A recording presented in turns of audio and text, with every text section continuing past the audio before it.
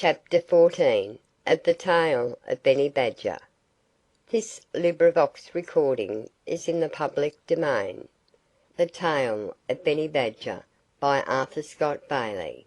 Chapter 14. A Queer Discovery. No one would ever have called Benny Badger a great traveller. He was altogether too heavy to roam far from home upon his short legs. So it often happened that he did not know all that went on in the neighborhood. Of course, his watchful eyes took in almost everything that was in sight of his den. But as for what was taking place just beyond the next rise, that was an entirely different matter. Unless somebody chanced to stop and gossip with Benny, sometimes several days would pass before he knew what his neighbors were doing. Luckily, Benny Badger kept his ears open when he was awake.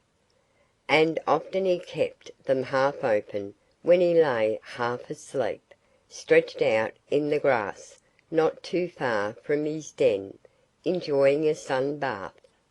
One day, when he was sunning himself, the sound of voices snatched him out of his drowsiness, and he kept quite still to see what he could see, and hear what he could hear.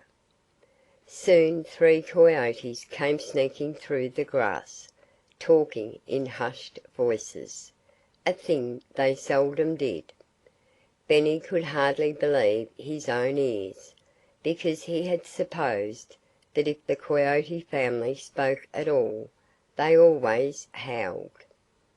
But if the quietness of the coyotes surprised Benny, what they said astonished him a great deal more.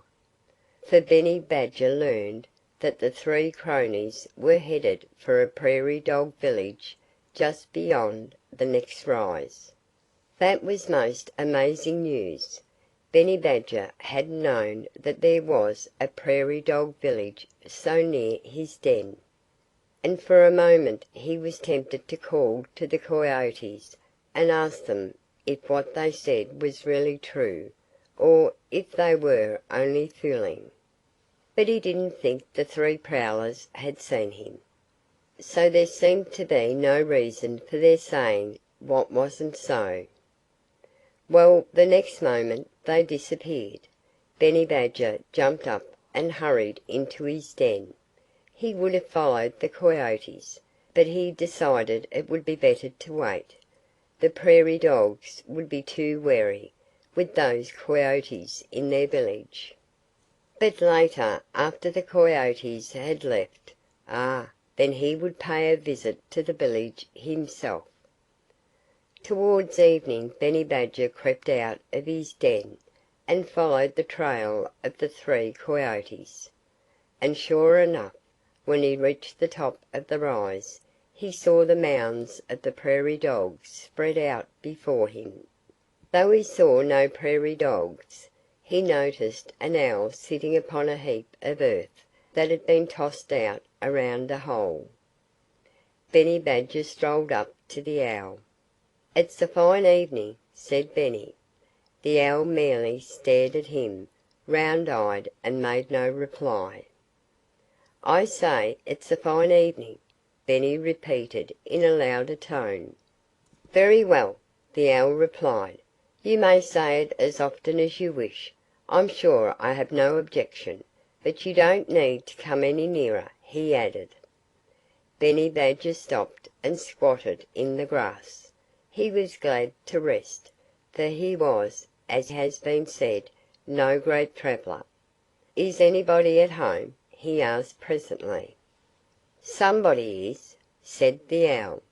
"Then I'll dig right in as soon as I get my breath," said Benny Badger, glancing at the hole. "Do you want to see somebody?" the owl asked. "For if you do, there's no need of your doing any digging here." "Why not?" Benny inquired. "I'm somebody," the owl informed him. "I live here, and I'll be disgusted if you go to tearing my house to pieces." Chapter 14.